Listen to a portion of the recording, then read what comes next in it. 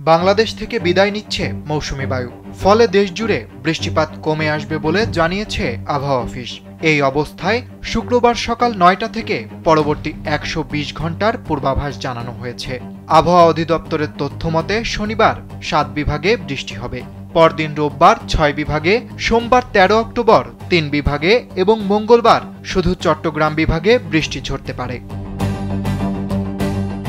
এদিকে লঘুচাপের বর্ধিতাংশ বিহার, পশ্চিমবঙ্গ হয়ে উত্তর বঙ্গোপসাগর পর্যন্ত বিস্তৃত রয়েছে।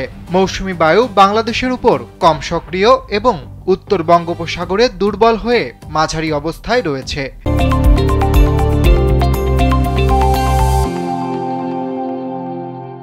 এ অবস্থায় ঢাকা, ময়মনসিংহ, খুলনা, বরিশাল, চট্টগ্রাম ও সিলেট বিভাগের কিছু কিছু জায়গায় এবং রংপুর ও রাজশাহী বিভাগের দু এক জায়গায় অস্থায়ীভাবে দমকা হাওয়া সহ হালকা থেকে মাঝারি ধরনের বৃষ্টি বা বজ্রবৃষ্টি হতে পারে।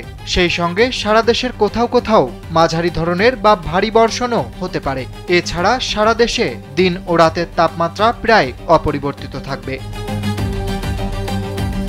শনিবার সকাল ৯টা থেকে পরবর্তী ২৪ ঘন্টা ঢাকা, খুলনা, বরিশাল, চট্টগ্রাম ও সিলেট বিভাগের কিছু কিছু জায়গায় এবং রংপুর, রাজশাহী ও ময়মনসিংহ বিভাগের দু এক জায়গায় অস্থায়ীভাবে দমকা হাওয়া সহ হালকা থেকে মাঝারি ধরনের বৃষ্টি বা বজ্রবৃষ্টি হতে পারে। সেই সঙ্গে দেশের দক্ষিণ অঞ্চলের কোথাও কোথাও মাঝারি ধরনের ভারী বর্ষণ হতে পারে। এছাড়া সারা দেশে দিন ও রাতের তাপমাত্রা প্রায় অপরিবর্তিত থাকতে পারে।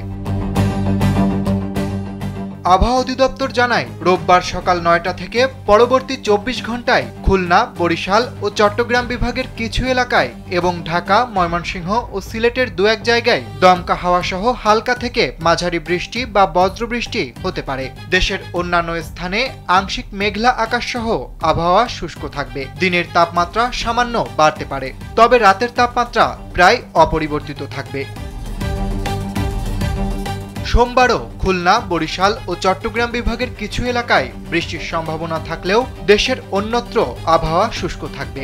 দিন ও রাতের তাপমাত্রা তেমন পরিবর্তন হবে না। পরদিন চট্টগ্রাম বিভাগের দু এক জায়গায় বৃষ্টি বা বজ্রবৃষ্টি হতে পারে, তবে সারা দেশে আবহাওয়া থাকবে মোটামুটি শুষ্ক।